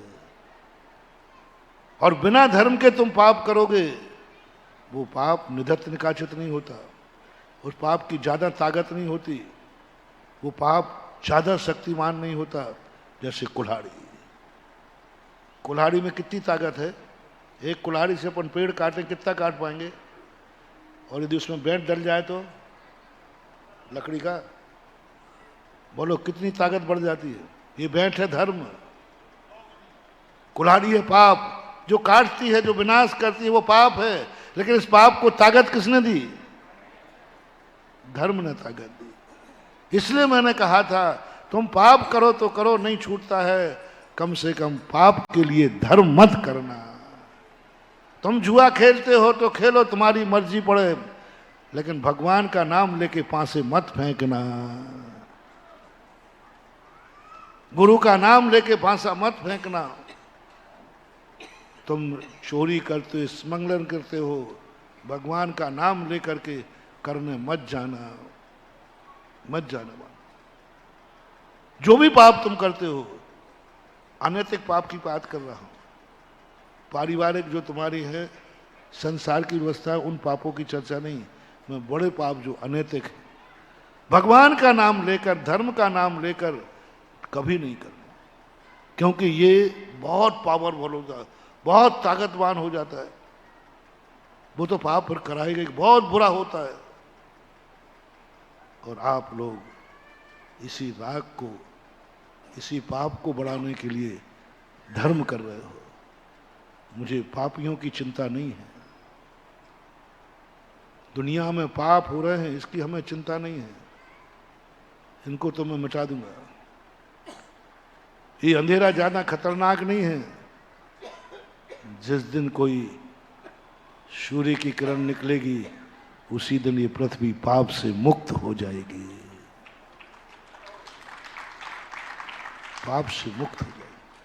लेकिन उन पापियों से खतरा है जो पाप के लिए धर्म करते हैं, संसार के लिए धर्म करते हैं।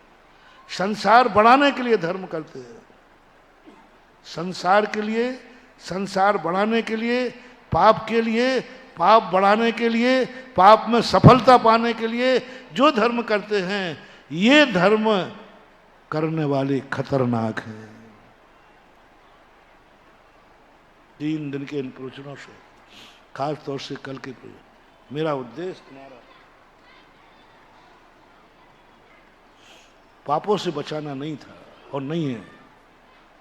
सबसे पहले मुझे बचाना है कि हमारा भक्त कोई पाप के लिए धर्म न कर ले, पाप के लिए धर्म न कर ले, पाप के लिए मंदिर ना आ जाए, पाप के लिए गुरु का आशीर्वाद ना ले ले। क्योंकि रावण ने लिया था, कोई नहीं बचा पाया, कोई नहीं बचा पाया, क्योंकि उसने राग बढ़ाया था। और वो भी, उसमें भी पाप में देखना, दूसरा पाप, ऐसा पाप जिसमें राग की चरम सीमा बढ़ती हो, उसके लिए और भगवान का नाम मत लेना। मान लो तुम करोगे भी राग, पर भगवान का नाम लेके नहीं करना। रावण ने किया था और वह क्या स्थिति बनी आप सबको मालूम है, सबके ज्ञान में है। अपनी कहानी अभी रह गई, अभी कौन सी, कि बेटा का दर्शन करके ही पिता दीक्षा ले लेगा, और जिस दिन बेटा महाराज के दर्शन करेगा दीक्षा ले लेगा। फिर भी देखना राग क्या क्या करती है, यह राग क्या क्या कितना तक कर देती है। राग सुनकर के रोंगटे खड़े हो जाएंगे। लक्ष्मण की बात तो समझ ली। बोलो, अंतिम श्वास जिसे कोई नहीं मार पाया, कोई देश वाला नहीं मार पाया, किससे मर गया? उधर रामचंद्र जी बताओ। आज तक कोई द्वेष के कारण से, दुश्मन को कारण से, लेकिन रामचंद्र जी 6 महीने तक लक्ष्मण को, मृत शरीर को कंधे पर लूंग घूमते रहे। किसका परिणाम है? कौन है? मर्यादा पुरुषोत्तम। कौन है? छायक सम्यक दृष्टि। कौन है? तद्भव मोक्षगामी जीव। आज तक किसी क्रोध ने ऐसा नहीं किया। आए क्रोध आए हैं, बड़े बड़े आए, क्षण भर को रहे, चले गए। आए क्रोध भी आए, सम्यक दृष्टि में क्रोध भी आए, लेकिन ज्यादा देर नहीं। भरत चक्रवर्ती को क्रोध आया था, बाहुबली पर चक्र चला दिया, ज्यादा देर नहीं टिका, एक अंतर्मुहूर्त में पश्चाताप में चला गया। लेकिन राग ऐसा आया, 6 महीने तक कंधे पर लिए घूमते रहे। सब कुछ छायक सम्यक दर्शन, सम्यक ज्ञान, सब कुछ, कोई काम नहीं कर रहा। हम देवता आके समझा रहे हैं, देवता की समझ में नहीं आ रही है। राग की चरम सीमा। इसलिए अभी अपनी कहानी को रहने दो। मजेदार कहानी है, संक्षेप में क्यों सुनाऊं? जल्दी क्या पड़ी, अभी तो दिवाली दूर है ना। संक्षेप में क्यों सुनाऊं? थोड़ा सुनाएंगे तो थोड़ा मजे लेकर सुनाएंगे, थोड़ा है ना, थोड़ा छमका लगा के सुनाएंगे। चलो, समय हो गया। महावीर भगवान की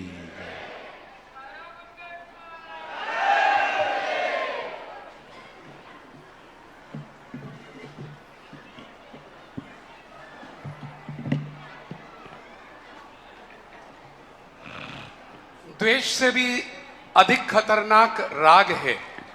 और आज राग की समीक्षा करते हुए समझ में आया कि वो भी लोभ के अंतर्गत कषाय में लिया गया है। ये 2-3 दिन से सीरीज चल रही है और आज भी नारी पर चर्चा आ गई, रुक गई। और आज भी बेटी के बात आई और कहा गया जब तक बेटी में बेटी पना है तब तक वह बेटी है। बहुत सुंदर विषय है ये। और इन विषयों को देखकर बार बार लग रहा है इन विषयों पर विस्तार से चर्चा होनी चाहिए। और आज हमारा भी सौभाग्य है कि हमारे मध्य श्रमण संस्कृति संस्थान सांगानेर की बालिका विद्यालय की अधिष्ठाता श्रीमती शीला जी डोडिया यहां मौजूद हैं। मैं अनुरोध करूंगा मंच पर आइएगा। आदरणीय शीला जी, जहां भी हैं आप, आइएगा अपने साथियों के साथ। एक श्रीफल दे दीजिएगा इनके हाथ में शीघ्रता से, और स्वागत भी कराएंगे हम इनका। जिनवानी परिवार की महिलाएं स्वागत के लिए आ जाएं। और शीला जी एक विशेष ये श्रीफल आपको दे रहे हैं, इस अनुरोध के साथ कि पूज्य श्री की अनुमति लीजिएगा। आगामी अक्टूबर माह में आपके निर्देशन में एक विशाल महिला सम्मेलन आगरा नगर में हो, इस भावना के साथ आप श्रीफल अर्पण कीजिएगा, स्वीकृति पूज्य श्री से लीजिएगा। संपूर्ण आगरा ही नहीं, भारत आपके पीछे खड़ा है। बस आपको तो आगे आना है। और हम भी चाहते हैं भारत से कि हम भी अनुरोध करते हैं भारत की एक एक महिला जो आज सुन रही है, चाहे इस पंडाल के माध्यम से या फिर पूरे देश में, चाहे उत्तर प्रदेश की महिलाएं हो, दिल्ली, एनसीआर, राजस्थान, हरियाणा, क्योंकि हम देख रहे हैं आगरा मध्य में है और चारों तरफ से लोग आ रहे हैं। जब भी यह तिथि घोषित होती है उस दिन आगरा नगर में हजारों की संख्या में महिलाओं को आना है और वो पूरा दिवस आप ही के लिए डेडिकेट होगा। अब शीला जी डोडिया ने जिम्मेदारी ले ली है तो एक टाइम टेबल बनाकर हमको देंगी, व्यवस्था हम सब लोग करेंगे। आपको तो निर्देशक बनकर रहना है। आगरा के सारे महिला मंडल सहयोगी बनकर आएंगे। आपको किसी भी टीम की चिंता नहीं करनी है। आपका स्वागत करने के लिए जिनवानी परिवार की महिलाएं आ जाएं और स्वागत करें। और एक और व्यक्तित्व हमारे बीच में आए हैं, बड़ी प्रसन्नता है कि बीएसएनएल के बोर्ड ऑफ डायरेक्टर CFA श्रीमान विवेक जी बंसल जी अपनी धर्मपत्नी के साथ आज यहाँ पर आए हैं। हम अनुरोध करेंगे कृपया वो मंच पर पधारें और साथ में उनके आगरा के जनरल मैनेजर BSNL श्रीमान श्याम सिंह जी भी साथ में आए हुए हैं। हम अनुरोध करेंगे सभी से कृपया,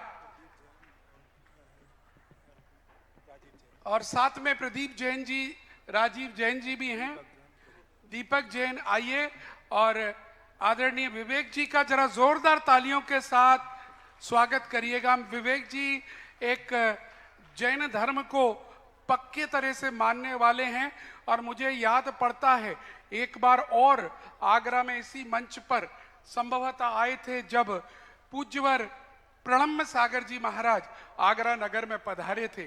बड़ी प्रसन्नता है, इतने बड़े पद दिल्ली से यहाँ पर आकर हमारे मध्य आए हैं। हम अपने स्वागताध्यक्ष श्रीमान हीरालाल जी बेनाड़ा साहब, अपने कार्याध्यक्ष श्रीमान पन्नालाल जी बेनाड़ा साहब, हमारे निर्मल जी मोठिया कोषाध्यक्ष और जगदीश प्रसाद जी और सभी साथी कृपया आकर उनका सम्मान करेंगे। और आज हमारे मध्य सागर से भी कुछ लोग आए हैं। हाथ खड़ा कर दें सागर वाली महिलाएं, थोड़ा आ जाएं। 3-4 लोग हैं, आप कितने हैं? आ जाएं, ऊपर आ जाएं। बहुत दूर से आए थे, भावना थी पूज्यवर के दर्शन। और कहीं से अगर बस आई हो तो हमें सूचना दें। बस अगर आई हो तो नाम बता दें, मैं नाम ले दूंगा। बस नीमच से भी लोग आए हैं, ठीक है। चलिए, बहुत बहुत धन्यवाद। निश्चित तौर पर हम भी चाहते हैं जो भी बाहर से आए वो व्यक्ति का कम से कम शहर का नाम तो बोल दे। दिल्ली, अजमेर, दिल्ली वालों को तो आगरा, मुझे लग रहा है आगरा दिल्ली हो गया है, क्योंकि कोई दिन नहीं जा रहा दिल्ली से बसें नहीं आ रही, कोई दिन नहीं जा रहा सर्वाधिक शांति धारा की बोली दिल्ली वाले ले जाके ला रहे हैं और बहुत ही भक्ति से भावना भा रहे हैं कि पूज्य श्री दिल्ली की ओर प्रस्थान करें। चलिए अर्घ अर्पण करेंगे अपन सब मिलकर। आप भी अपनी भावनाएं अर्पण कीजिएगा। जो मंच पर हैं वो भी हाथ जोड़ लीजिएगा। सबसे पहले आचार्य श्री का अर्घ अपन चढ़ाएंगे। आइए। की निर्मल सरिता में अवगाहन करने आया हूँ, मेरा सारा दुख दर्द हरो यह अर्घ भेंटने लाया हूँ। हे तपो मूर्ति हे आराधक, हे योगीश्वर हे महासंत, यह अरुण कामना देख सके युग युग तक आगामी बसंत। ओम ओम से 108 आचार्य श्री विद्यासागर जी मुनीन्द्राय अनर्घ पद प्राप्ताय अर्घम निर्वपामीति स्वाहा। और देखिए, जिससे पहले पूज्य श्री का अर्घ अर्पण करें, हम अनुरोध करेंगे आदरणीय विवेक जी बंसल जी को, director CFA, board of director BSNL को कृपया 2 शब्द इस अवसर पर कहें, उन्हें आगे करिए। और बाकी जितने भी हमारे लोग हैं कमेटी वाले, बिल्कुल पीछे हो जाएं, माइक पहुंचा दीजिएगा और बाकी सब पीछे हो जाएं, सिर्फ हाँ आप यहीं आ जाएं।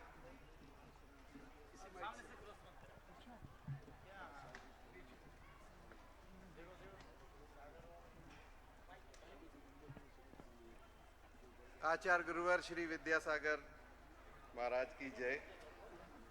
निर्यापक मुनि श्री सुधा सागर जी महाराज की जय। मुनि संघ की जय। आप सभी को जय। जिन्हें मैं अपने आप को सौभाग्यशाली मानता हूं कि आज मुझे गुरुदेव के दर्शन प्राप्त हुए। और मैं अभी 15 मिनट पहले ही आया था, सुबह ही दिल्ली से निकला हूं। तो जो प्रवचन के रूप में महाराज जी कह रहे थे, गुरुवर कह रहे थे कि पाप के लिए धर्म ना करें, ये हम सबको जीवन में उतारने की जरूरत है। अगर हम चाहते हैं, आने वाले जीवन का तो पता नहीं, पर आज का हमारा जीवन सुखमय, सफल और इस पूरे विश्व के लिए फलदायी हो, तो गुरुदेव की इस एक बात को अगर हम आज जन्माष्टमी के शुभ अवसर पर मान लें, तो शायद गुरुदेव का हम सब की जीवन को सुधारने का जो प्रयास है वो सार्थक होगा। जय गुरु। नमोस्तु। बहुत बहुत धन्यवाद। और पूज्य श्री की अनुमति लेकर श्रीमती शीला डोडिया जी से 2 शब्द और कहलवाना चाहूंगा। अनुरोध करूंगा शीला जी 2 शब्द आज के इस अवसर पर, और जो नया जिम्मेदारी आगरा की कमेटी ने दी है उसकी स्वीकृति के साथ। जय बोलिए परम पूज्य निर्यापक श्रमण गुरुवर सुधा सागर जी मुनिराज की जय। आज बहुत ही हर्ष का विषय है कि गत 96 में जब जयपुर में चतुर्मास हुआ था, तब से महाराज जी के सानिध्य में और इनके आशीर्वाद से महिला सम्मेलनों का आयोजन प्रतिवर्ष हुआ। कोरोना के बाद में ये गति रुक गई थी, लेकिन आगरा वालों को बहुत बहुत, यहाँ की कमेटी को भी बहुत बहुत धन्यवाद देना चाहूँगी कि उन्होंने पुनः इस कार्यक्रम को अपने जिम्मेदारी से लिया है। और हम जैसे भी आपका निर्देश होगा, पूरे देश की महिलाओं में से यदि हमको पदाधिकारियों को बुलाना होगा तो वैसे बुलाएंगे, अन्यथा हमारी जो श्री दिगंबर जैन महिला महासमिति की 30,000 सदस्याएं हैं, उसमें से हम जितनी भी कोशिश करेंगे कि कम से कम यहाँ पर बुला सकें, क्योंकि व्यवस्था की दृष्टि भी देखनी पड़ती है। और आगरा की महिलाओं से, आगरा की बहनों से मेरा अनुरोध है कि एक एक महिला अवश्य इस कार्यक्रम का लाभ ले, क्योंकि गुरुजी जो महिला सम्मेलनों में हमको जो संदेश देते हैं वो हमारे जीवन के लिए ऐसी अमूल्य निधि होती है कि उससे हमारे जीवन में, हमारे परिवार में एक अलौकिक परिवर्तन आता है। तो आप सबसे निवेदन है कि जितने भी यहाँ महिला मंडल है, या मंडलों से ही कोई मतलब नहीं है, प्रत्येक महिला यदि महिला मंडल की भी सदस्य नहीं है तो उनके साथ उनकी बहुओं को लाना अत्यंत आवश्यक है। ये विशेष ध्यान रखें कि जो कम उम्र की बहनें हैं वो अपनी यहाँ पर भागीदारी निभाएं, अपनी बेटियों को, अपनी बहुओं को उनकी सासवें जरूर भेजें, वो चाहे आए या न आए, ये विशेष रूप से ध्यान रखें। इस महिला सम्मेलन में जो भी यहाँ से निर्देश मिलेंगे उसके लिए हम तत्परता से कार्य करेंगे। बहुत बहुत धन्यवाद, बहुत बहुत आभार। बहुत बहुत धन्यवाद। जरा जोरदार तालियों के साथ। और आइए अर्घ अर्पण करते हैं पूज्य श्री का। जो लोग श्रीफल लाएं श्रीफल ले लें, अर्घ जिनके पास है अर्घ ले लें, और जिन पर कुछ भी नहीं है वो हाथों को अपना श्रीफल बनाकर अर्पण करेंगे। आइए प्रारंभ करते हैं। हे सुधा सागर दयालु मुझको जीवन दान दो, सर उठाकर चल सकूं ऐसा मुझे सद्ज्ञान दो। आ सकूं तेरे निकट ऐसा सरल सोपान दो, शीघ्र तर जाओ भवोदध यह मुझे वरदान दो। नाम ही जपता रहूं जीवन तराने के लिए, भेंट मैं कुछ भी नहीं लाया चढ़ाने के लिए, भेंट मैं कुछ भी नहीं लाया चढ़ाने के लिए। ओम ब्राह्मणोम श्री सुधा सागर जी मुनीन्द्राय अनर्पद प्राप्त अर्घ्यम निर्वपामीति स्वाहा। नमोस्तु महाराज जी, नमोस्तु भगवान, नमोस्तु स्वामी। और एक और सूचना सुन लीजिएगा, श्रावक संस्कार शिविर 19 से 29 सितंबर के मध्य आगरा नगर में आयोजित होने जा रहा है। उसके लिए ऑनलाइन रजिस्ट्रेशन 2000 के ऊपर पहुंच चुके हैं और अभी भी रोज आ रहे हैं। फिर भी अभी हमारे 4 दिन तक ये पंजीकरण चलेगा, उसके बाद बंद हो जाएगा।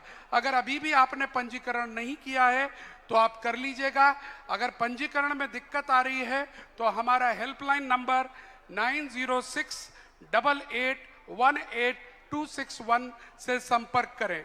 9068818261 से संपर्क करें। आइए जिनवाणी स्तुति।